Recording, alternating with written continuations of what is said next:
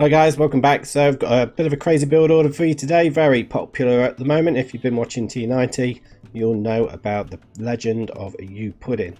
So this is YouPudding's little strategy, which is a fast castle with Sicilians, ridiculously fast castle, and it goes into sergeant spam with donjons or a siege workshop with some rams. So I'm going to be going for the ram variant in this particular video, but essentially it's all the same. You're just going to end up using your markings. You're going to start producing villages. It's very all in, so it's a bit of a crazy strategy. I believe Viper's had a video on it, Doubt's had a video on it, I've had a video on it, not that I compare to Doubt or the Viper obviously, but now this is the build order.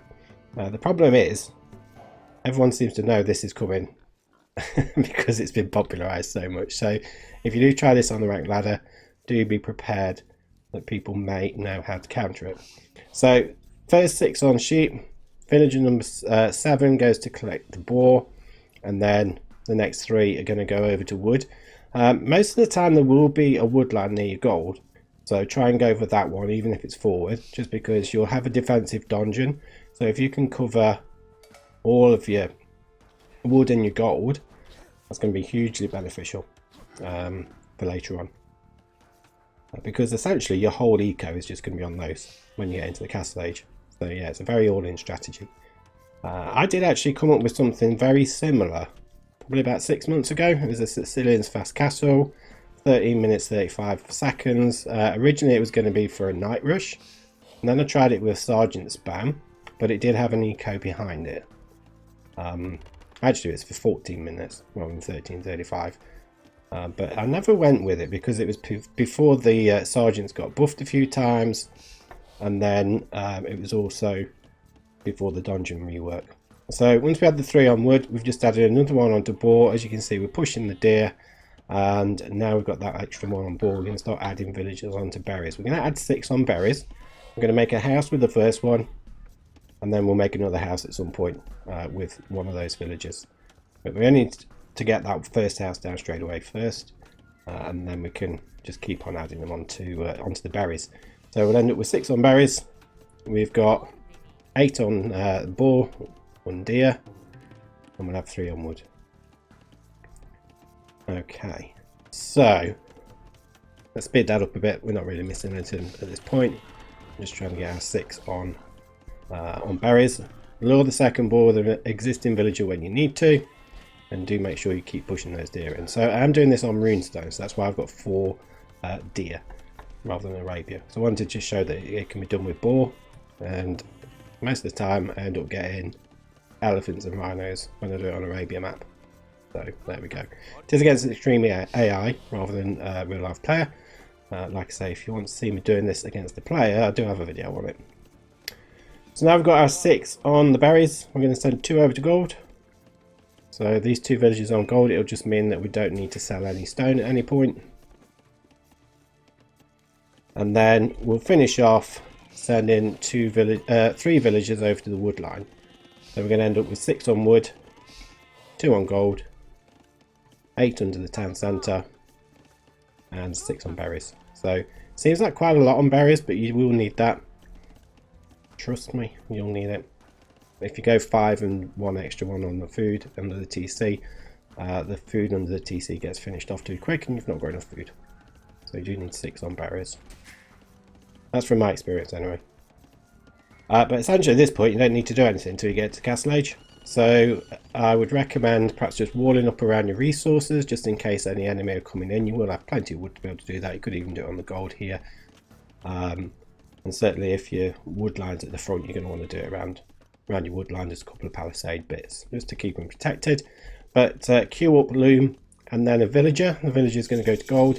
And as soon as you hit the castle age, you'll be able to drop a market and a blacksmith. Probably want to do it with 3 villagers on the market, just because if you only do it with 2, there'll be a few seconds TC idle time, which I'm going to have anyway because I messed up a little bit. I was a bit sloppy in the Dark Age. But you can see the timing of the food running out is pretty much where it needs to be. And we shall be able to click straight up into the castle age like so. So once your sheep are finished, send them all over to gold. might want to just get a donjon down as quickly as you can. So here I'm just using 5 on there to build the donjon, and the rest of it's gone to gold. And then with the berry villagers, when they run out, send 2 of them to wood and the other ones to gold. So all you've got is wood and gold income. So 8 on wood, everything else is on gold. What you're going to do at this point is use the market to basically just start making your sergeants, get some houses down pretty much straight away as well. And you can just keep spamming sergeants at this point. So just keep using your market. I'm not using capture age here, so you can't see me doing that, but that's what you want to be doing. When you're in the castle age, when you can, you're going to want to research the first armor upgrade. So the reason why you want the first armor upgrade is because once the sergeants are upgraded to the castle age sergeants, they actually have 4 and 4 in terms of their 3 and 3 but armor. The armor upgrade, which is coming in now, so I have had to pause production a little bit of the sergeants, but there's still more coming out now. It'll bump it up to 4 and 4. If you know, with archers, they have 5 attack once they've got fletching, so they're only going to be causing 1 damage, but it's pretty good. They're basically not going to really do much. I think for the scouts as well, they only have 5 attack, so they're only going to be causing 1 damage as well. Town centre at this point, with fletching, it's 6 damage, so they'll take your sergeants will take 2 damage per arrow. So potentially, if you're going to go diving under the town centre, which you're going to want to do, it could be useful to have the second armor upgrade, so use your market to get that. But to be honest, I think just having the greater numbers is more beneficial. I mean, look at how much damage they're taking from that little group there, next to nothing.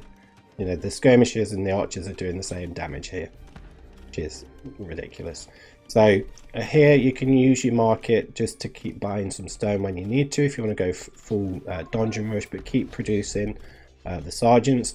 Alternatively, what you can do, which is what I actually do in this one, is I come forward, drop a siege workshop, and then get a ram out. So with your sergeants, you can dive under the town centre and just kill off all this. They'll be able to withstand the town centre fire quite easily. Alternatively, just raid some wood lines, but yeah, you can actually dive under the town centre and kill off all of these villagers, which is what I'm going to do in a minute.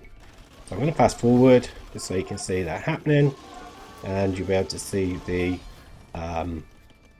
rams coming out as well, or a ram. It's worth taking down the market if you can, because your opponent will use that to buy themselves up to castle age. They may also use that to buy resources for a castle. Now, defensive castle is the ultimate counter to this strategy from the experiences I've had with it so far. It does absolutely wreck. So, because you can't dive in under a castle with the sergeants, they just die too easily. So you're not going to want to do that. So yeah, do take down the market if you can, but as you can see, you can dive under the town centre. You can see siege workshops coming down now. I'll just fast forward. Do make sure you come back and kill off any villagers that start attacking your donjon. You don't want your donjon to go down. And then you can see we will have a ram coming out shortly. We're still going to start making more and more sergeants. At this point we've got quite a few, and we're now going to go forward and take that down that TC. Like so. So if the enemy villagers do come to try and kill off your ram, obviously just try and kill the villagers.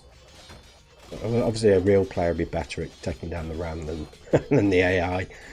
So I may have actually lost that by this point. But you could even send that villager who built the stables, built the siege workshop forward to repair the ram whilst you're doing all this attack. Which, to be fair, is probably what you're going to want to do. I sent it back to collect some resources, but you're going to want to send it there to repair. So interesting strategy, very much so. Sometimes you can play it by keep adding villagers as well, which tends to be what I like to do. So rather than sending so many onto the gold, get a bit of an eco going, because if it goes wrong, you can kind of come back from that. your sergeant production probably would be lower, and you wouldn't be able to make the siege workshop. You probably should be able to get a second dungeon down, so you've got that forward production. But that's it for this build order, guys. So do let me know what you think in the comments. Enjoy, have fun, and I'll see you on the next one.